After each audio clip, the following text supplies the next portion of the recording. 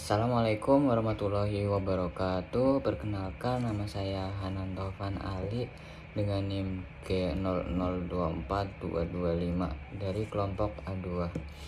Kali ini saya akan mempresentasikan laporan praktikum anatomi blok 1.2. Oke, ada laporan pertama dengan skenario. Daniel adalah seorang siswa SMP, sempat tertusuk paku saat bermain di lapangan dan hanya membilas dengan air mengalir. Setelah itu dia mengaku kesulitan menggerakkan rahangnya dan terasa kaku, tak bisa membuka mulutnya. A. Jelaskan tentang anatomi mandibula dan fungsinya secara lengkap. B. Jelaskan penyusun musculus masticatoris beserta fungsinya dan inervasinya. Yang pertama ada struktur mandibula bagian posterior. Di bagian superiornya ada namanya processus condylaris, ini berfungsi sebagai tempat menempelnya os temporal di sini. Di sini juga nanti melekat musculus temporal dan musculus pterygoideus lateral yang berfungsi untuk mengangkat atau menutup rahang. Kemudian di seberang sini ada processus coronoideus, bentuknya sedikit meruncing, terletak dari anterior dari processus condylaris. Di sini akan menempel juga os temporal dan melekatnya otot musculus temporal dan musculus pterygoideus lateral di sini ya, berfungsi untuk mengangkat rahang juga. Kemudian di sini ada ramus mandibula yang berfungsi sebagai penghubung antara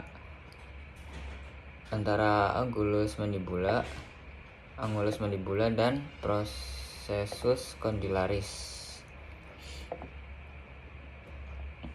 Di sini juga melekat otot namanya musculus masseter dan musculus pterygoideus lateral dan medial. Selanjutnya ada di sini ada foramen mental. Ini lubang di korpus mandibula. Selanjutnya di bagian inferior dari mandibula ada namanya angulus mandibula. Letaknya di bagian posterior dari mandibula, korpus mandibula, dan nanti di sini akan melekat musculus masseter sama musculus pterygoideus lateral.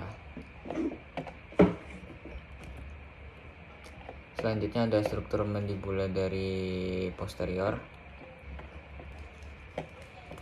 Di bagian superiornya yang pertama ada kepala, ini namanya capitulum mandibula.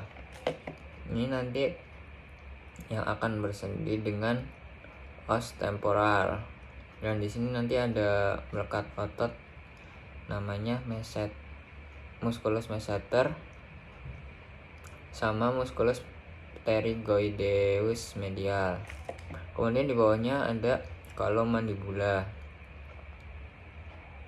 Di sini juga nanti melekat musculus masseter sama musculus pterygoideus medial. Selanjutnya di sini ada cekungan namanya fovea pterygoidea. Nanti di sini melekat musculus pterygoideus lateral. Kemudian di sini juga ada incisura mandibula, sama seperti fovea ini akan melekat musculus pterygoideus lateral. Oke, di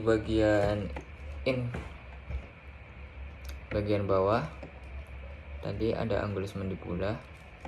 Kemudian di sini ada foramen mandibula. Ini foramen yang terletak di bagian posterior mandibula. Oke, selanjutnya ada muskulusnya.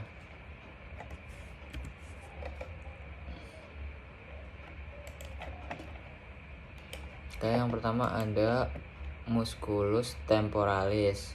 Nah, musculus temporalis ini nanti akan menempel dengan processus coronoideus dan musculus temporalis ini diinervasi oleh nervus temporalis profundi, yaitu nervus mandibularis ya. Kemudian di bawah sini ada musculus masseter. Nah, musculus masseter ini akan melekat di angulus mandibula dan musculus ini diinervasi oleh nervus masseterius ya. Kemudian di bagian dalam sini ada namanya musculus pterygoideus. Di sini ada yang medial dan lateral. Ini menempel pada angulus mandibula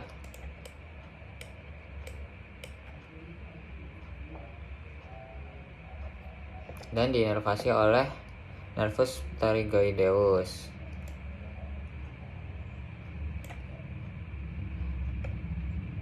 Yang lateral juga, yang lateral mana ya? Jadi di sini ada musculus pterygoideus yang lateral. Nah, di sini dia melekat pada kaput mandibula dan musculus ini diinervasi oleh nervus pterygoideus lateral. Oke, mungkin cukup untuk laporan 1. Sekian dari saya.